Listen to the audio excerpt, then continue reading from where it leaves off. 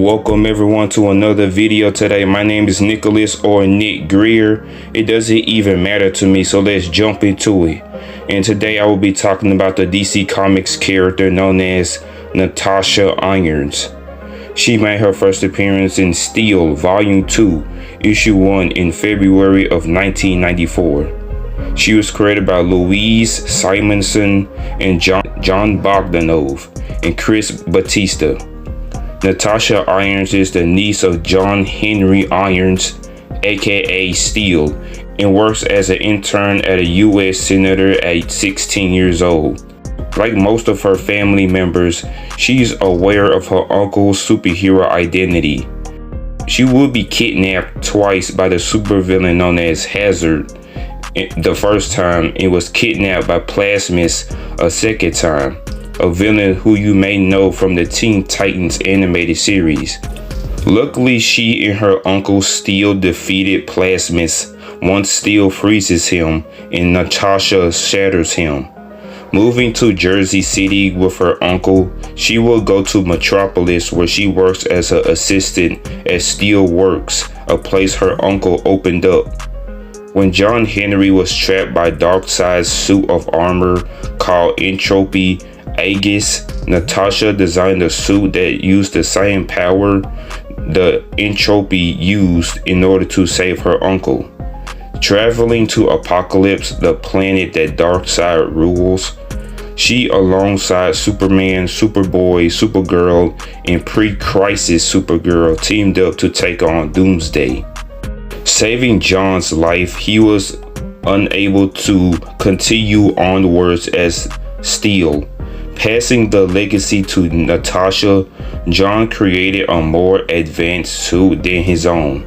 Becoming the new Steel, she helped Sir L and Girl 13 in stopping a ghostly ninja who managed to injure the Man of Steel.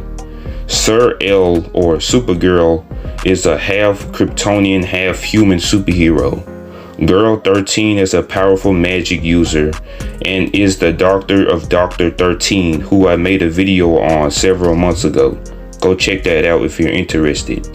Saving Clark's life, she, Superboy, and Sir L teamed up to save Superman, who was captured by his arch nemesis, Lex Luthor.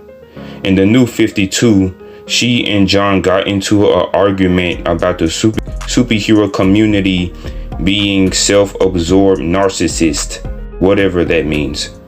When the Teen Titans were looking for new members after most of them were defeated by Alexander Luthor and Superboy Prime, John forbids Natasha from joining. After John destroys his niece's armor suit, she tried to rebuild it, but she ended up overhearing a message stating that her uncle's DNA was rewritten by Luthor's metagene, whatever that means. Reaching her breaking point, she became the first subject of Lex Luthor's Everyman project. Searching and finding for his niece, John tries to convince her to come back home, but she wouldn't budge, leading her to attack him.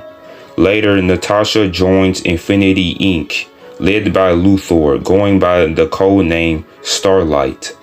With the return of John Henry, he convinced Natasha that Luthor was hiding something.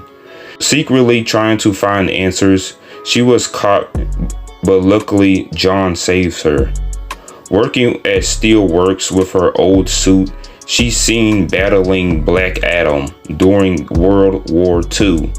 Afterwards, every participant of the Everyman project suffered from a side effect granting them superhuman abilities. For Natasha, she gained the ability of transforming into intangible mist.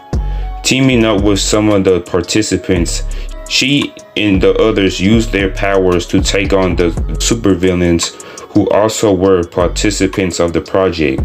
However, they were kidnapped by Darkseid's servant named Desaad, but they were saved by Miss Martian and Deathstroke's daughter, Ravager.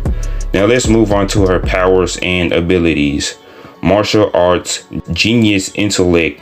She can transform into a gas-like form, becoming Vaporlock. in her vapor lock form, As Starlight, she can emit flashes of light, she has flight, super strength, and she can focus her light into force fields. As Steel, she has superhuman strength, flight. Her armor is a technomorph, meaning she can shift energy guns and project weaponry. Her hammer can fire electromagnetic pulses, generate power, electric and magnetic fields at command. Her hammer is similar to Thor's hammer, in which it can be only moved by the wielder or their blood-related family member.